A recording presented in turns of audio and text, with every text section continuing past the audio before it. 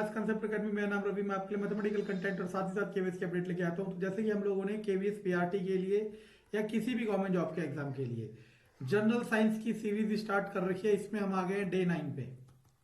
किसी भी सीरीज को, वैसे तो बहुत सीरीज स्टार्ट करी है और मैं करना भी चाहता हूँ और सबको पूरा कर सकता हूँ, लेकिन बात सिर्फ यही है कि वो पूरा करने के लिए मुझे मोटिवेशन मिल सकता है कि आप कितना प्यार दिखाते हैं उसको, ठीक है ना। तो अभी इसको फिलहाल प्यार दिख रहा है तो ये कंटिन्यू कर रहा हूँ। जिस दिन इसका प्यार खत्म इसको भी बंद, क्योंकि मुझे पता है कि फ्री में कोई चीज की कदर नहीं होती है, ठीक है ना। तो फिर भी तो डे 9 में आ गए हैं। तो आज हमने उठाया एसएससी सीपीओ के सारे, मतलब किसी भी एक दिन का 2018-19 का पेपर है, इसमें आए हुए जनरल साइंस के सारे क्वेश्चन, ठीक है ना। और क्वेश्चन का आंसर तो आपको पता ही चल जाएगा, लेकिन मैं आंसर के साथ साथ आपको उससे रिलेटेड डाटा भी बताऊंगा, जिसे हमने नाम दे रखा है लिंक्ड अप्रोच। और ये लिंक अप्रोच जो होती है ये आपको बहुत हेल्प करेगी उसे याद करने में या समझने में। सबसे पहले आता है बरिट सनशाइन। आपको पता है हर चीज को एक उपनाम दे दिया जाता है, लोकल नेम या फिर एक उपाधि टाइप का।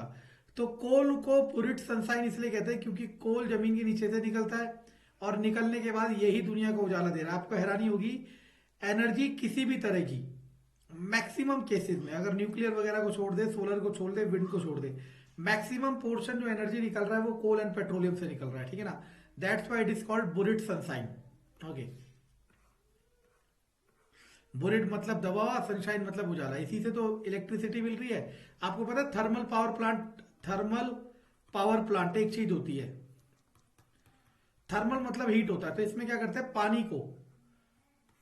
पानी को गर्म करते हैं, उबालते हैं, इससे जो स्टीम निकलती है उससे ये टरबाइन चलाते हैं और उससे क्या बनाते हैं, इलेक्ट्रिसिटी।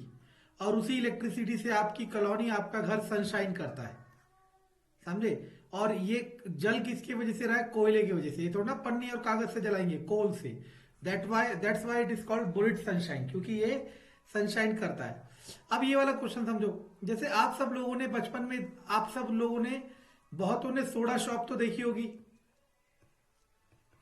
या आप लोगों ने पहले देखा हमारे गली मोहल्ले में वो आते थे सोडा वाला। वो क्या करता था, एक सिलेंडर सा होता था गैस का, एक बोतल में वो जो भी बनाना है कलर उसको डालता था और बोतल को सिलेंडर के इक्विपमेंट में रख के गैस भर देता था उसके अंदर। अच्छा, आप सबको पता है, आप सब पेप्सी पीते हो, कोई सी पीते हो, पेप्सी, थम्स अप, ये सब, मिरिंडा, ये सब, इनमें कोई ना कोई गैस होती है, सभी को पता है। और आधों को या बहुतों को पता है कि कार्बन डाइऑक्साइड गैस होती है। और आपको यह भी पता है कि कार्बन डाइऑक्साइड गैस आप मुंह से छोड़ते हो, कार्बन डाइऑक्साइड गैस हम रिलीज करते हैं। अच्छा, मैं आपको एक पेप्सी खरीद के देता हूं, सुनते रहना। इसका ढक्कन खोल के मैंने सारी गैस बाहर निकलने दी। अब मैं कह रहा हूं आप इसे मुंह से भर दो, इसके अंदर गैस भर पाओगे नहीं।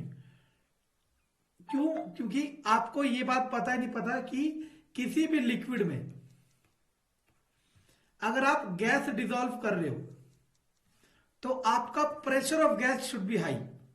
Pressure of gas should be high, तभी वो लिक्विड के अंदर डिसॉल्व हो पाएगी गैस। समझ आ रहा मैं क्या कह रहा हूं? अगर आप किसी गैस को लिक्विड के अंदर डिसॉल्व करना चाहते हो तो आपके गैस का प्रेशर हाई होना चाहिए। इसीलिए वो सिलेंडर या फिर जो मशीन होती है उसमें गैस हाई प्रेशर में होती है, वो डिसॉल्व कर देते हैं। इसी से रिलेटेड एक थोड़ा बहुत एग्जांपल समझ सकते हो। मानो ट्यूब है, वो साइकिल का टायर है, इसके अंदर आपको हवा भरनी है, आप फूंक से भर दोगे, मुंह से नहीं ना, आपको पंप से या प्रेशर मशीन से भरना पड़ेगा। क्यों? क्योंकि उसका प्रेशर हाई है। हालांकि इसका एग्जांपल इससे लेना देना कोई नहीं है, याद रखना। किसी भी लिक्विड में अगर आपको गैस डिसॉल्व करनी है तो pressure of gas should be high. और यही कंसेप्ट होता है हेनरी लॉ।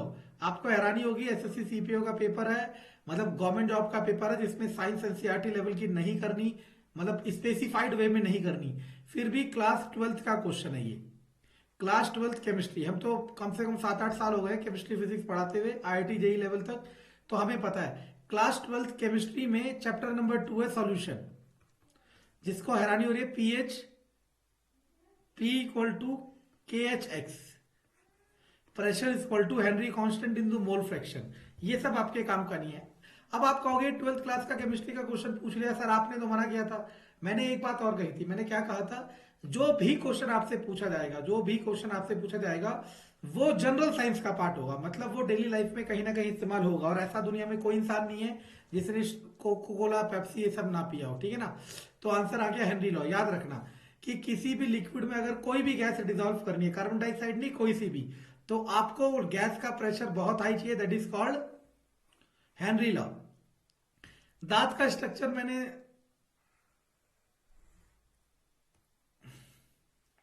ये दिख रहा होगा, देखो दांत का जो सबसे अपर स्ट्रक्चर होता है इसे कहते हैं इनेमल, दिख रहा है ऊपर का हार्ड स्ट्रक्चर जो होता है।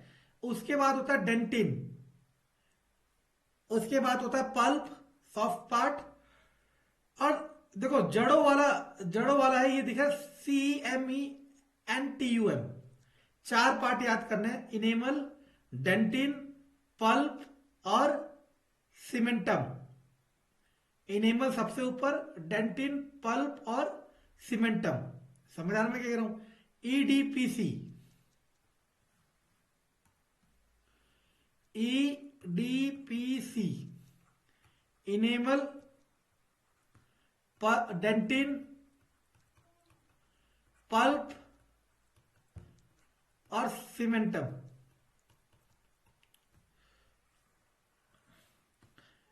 EPDC, कोई भी ऑर्डर बना के कर सकते हो। तो सबसे लास्ट में होता है सीमेंटम, और दांतों में सबसे लास्ट में क्या होती है, जड़ें, रूट्स। एक चीज होती है RCT, किसी ने कराया उसे बताओ, रूट कैनाल ट्रीटमेंट। इसमें क्या करते हैं मैं बता देता हूं, जनरल साइंस है भी। दांत है, मान लो ये दांत में कीड़ा लग गया, तो क्या करते हैं, दांत को कट करके यहां पे होल से करके ये जो रूट्स होती है इसकी, इसको इनसेंसिटिव कर देते हैं, इसके अंदर कुछ मटेरियल भर के, ताकि सेंसिटिविटी आपके दांतों तक ना पहुंचे। फिर ऊपर एक कैप लगा देते हैं, इसे कहते हैं रूट कैनाल ट्रीटमेंट, ठीक है ना। तो ऐसे भी याद कर सकते हो। सीमेंटम, सीमेंटम कह लो, सीमेंटम कह लो, प्रोनाउंसिएशन पे मत जाना भाई। फूल्स गोल्ड, याद रखना, देखो नाम से समझ आ रहा है, झूठा गोल्ड। आपको, आपने भी नहीं देखा होगा, मैंने भी नहीं देखा आज तक असली में, वैसे तो पढ़ाई में देखा है।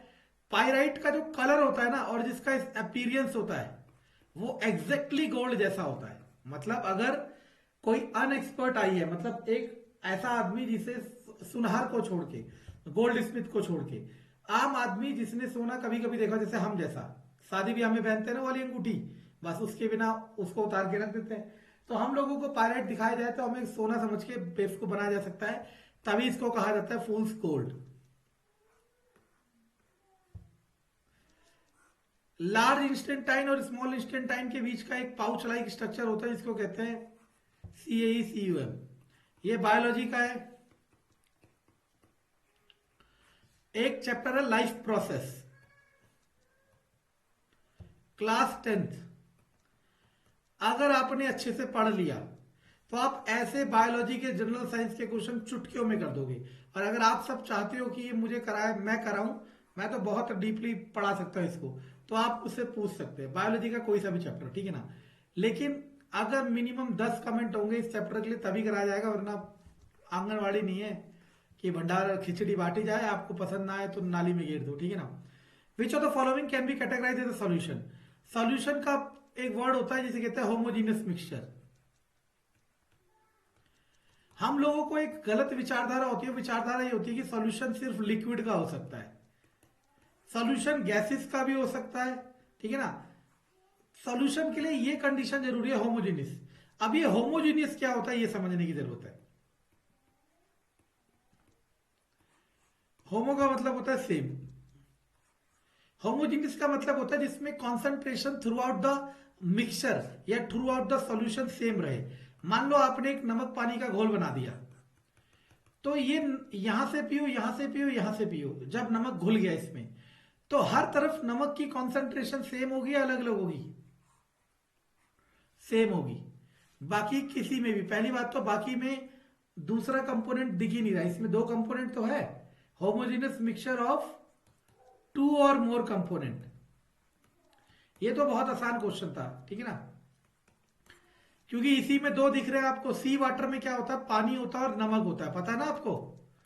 सी वाटर में पानी और नमक होता है, नमकीन पानी होता है। समुद्र में आपने देखा ना, हीरो हीरोइन नहा रहे होते हैं, खेल रहे होते हैं, आप जाओगे ना, आपको लगेगा कि यार ये इतना अट्रैक्टिव है नहीं जितना दिखा रखा है। मुंह में जाएगा पानी तो आपको उल्टी आने का मन करेगा, जी मचलाएगा। गले के नीचे गया तो आपकी तो जिंदगी बर्बाद है, और स्किन में रैशेज हो जाएंगे थोड़ी देर में। तो क्योंकि उसमें सॉल्ट कंसंट्रेशन होता है, कई जगह की सॉल्ट कंसंट्रेशन कम हो तो वहां का पानी अच्छा हो सकता है, लेकिन हमारा तो एक्सपीरियंस यही है। याद रखना कि जो सबसे ऊपर वाली जो हमने पढ़ा है ना, टेक्टोनिक प्लेट्स टकराती है तो भूकंप आता है, ये आता है वो आता है, पहाड़ बनते हैं, वो प्लेट वाले एरिया को कहते हैं लिथोस्फेयर। उससे जस्ट नीचे वाले एरिया को कहते हैं एस्थीनोस्फेयर। ये ज्योग्राफी का क्वेश्चन आ गया था, लेकिन मैंने कहा ना, गरीब आदमी या आम आदमी क्या करता है, एक बार सर दे दिया मुसल में फिर नहीं डरता हो, ठीक है, ओखली में सर दे दिया फिर मुसल से नहीं डरता, फिर मैंने कहा क्या हटाओ इसे, ठीक है ना, याद रखना। मैं बार बार कह रहा हूं आंसर तो ठीक है, मैंने इसको रेड भी नहीं किया, मतलब छिपाया भी नहीं, क्यों? क्योंकि आंसर तो कहीं से मिल जाएंगे, लेकिन समझा रहा हूं जो वो कहानी है। आपने पहले बल्ब देखा था ना, बल्ब में एक तार सी होती थी, ये तार टूट जाती थी, हमें पता चल जाता था बल्ब फ्यूज हो रखा है, ये है वो है। ये बल्ब की जो तार है टंगस्टन की होती थी। पता है, मैं बार बार कहता हूं कि अगर आपने 10th तक की एनसीईआरटी पढ़ ली, साइंस की और मैथ की और सबकी, तो आपको बहुत बेनिफिट मिलेगा। क्लास 10th का इलेक्ट्रिसिटी चैप्टर में एनसीईआरटी का क्वेश्चन है ये, कि वाई द फिलामेंट, इसे फिलामेंट कहते हैं, filament of the bulb is made from tungsten. अब आपको पता होना चाहिए, जो बल्ब होता है, जो बल्ब होता है वो हीटिंग इफेक्ट ऑफ करंट में काम करता है, हीटिंग इफेक्ट ऑफ करंट। अब ये क्या होता है, कई लोग सोचते हैं, आपको पता है करंट जब भी किसी तार में या कहीं पे जाएगा तो उससे गर्मी पैदा होती है। इसी कंसेप्ट पे क्या काम करता है, हीटर काम करता है। इसी कंसेप्ट पे क्या काम करती है, पानी वाली रॉड काम करती है, ठीक है ना। ऐसे बल्ब भी हीटिंग इफेक्ट पे काम करता है, सुनते रहना मैं क्या कह रहा हूं। टोस्टर भी इसी पे, इलेक्ट्रिकल टोस्टर भी इसी पे काम करता है। तो बल्ब गर्म होगा ये तय है, ठीक है ना, जो पहले वाले बल्ब की बात करो, फिलामेंट वाले। अब उसके अंदर ये जो वायर्स, ये फिलामेंट, इसी में करंट फ्लो कर रहा है, इसी की वजह से ये ग्लो कर रही है, ठीक है ना, क्योंकि ये जल रही है, इसी से हीट प्रोड्यूस हो रही है वगैरह वगैरह। अब आपको पता है ये हीटिंग इफेक्ट में काम कर रहा है, यानी कि इसका टेम्परेचर इतना ज्यादा ना हो जाए कि ये वायर गल जाए। ऐसा भी तो हो सकता है कि बल्ब का टेम्परेचर बहुत ज्यादा हो गया, मैं 10 घंटे से बल्ब जला रखा हूं, टेम्परेचर बहुत ज्यादा, बहुत गर्म हो जाता है बल्ब, ठीक है ना, तो आपकी ये वायर पिघल सकती है। इसीलिए ये वायर जो फिलामेंट होता है, ऐसे मटेरियल का यूज होता है जिसका टेम्परेचर मेल्टिंग पॉइंट बहुत हाई हो, बहुत हाई हो, अराउंड 3000 डिग्री सेल्सियस के अराउंड होता है शायद। एक मिनट, लेट मी चेक। 10वीं क्या है, देखते क्या कहता है, ऐसा ही कुछ था, 3300, मतलब 3000 से ज्यादा हो मुझे कोई फर्क नहीं पड़ता, लेकिन 3000 से कम नहीं होना चाहिए, क्योंकि एक गैंग है जो मुझे बेइज्जती करने में लगी हुई है, ठीक है ना, उसका खुद तो करना कुछ नहीं है, ठीक है। टंगस्टन का मेल्टिंग पॉइंट है बच्चों, गुड, मैं जीत गया, ठीक है ना, अपने आप से 3422 डिग्री सेल्सियस। और ये बहुत ज्यादा होता है, आपको पता है, 100 डिग्री सेल्सियस में तो आपकी खाल उतर जाएगी, ठीक है ना। तो याद रखना टंगस्टन, याद रहेगा, इतनी कहानी के बाद तो टंगस्टन याद ही रहेगा, जिसको नहीं भी याद रहे वो तो क्या कर सकता है। बायोस्फीयर आपको पता होगा, देखो ये अर्थ है, अर्थ के नीचे बहुत सारी लेयर है, जैसे लिथोस्फेयर, एस्थेनोफेयर, मेंटल क्रोड, दुनिया भर की। ऊपर भी हवा की बहुत सारी लेयर है, बीच में हम पेड़ और इंसान जानवर रह रहे हैं ना, इस वाले जगह को कहते हैं बायोस्फीयर। समझ आया? कंटेंट पसंद आया तो लाइक सब्सक्राइब शेयर जरूर करें, यही चीज मुझे मोटिवेट करेगा और यही चीज डिसाइड करेगा कि इसकी वीडियो मुझे कंटिन्यू करनी है या नहीं। क्योंकि ना तो मुझे गरज है, और ना ही मैं आपसे पेड कोर्स से कमा रहा हूं, और ना ही मुझे अभी पैसा मिल रहा है, तो यही चीज मोटिवेट कर सकती है। धन्यवाद।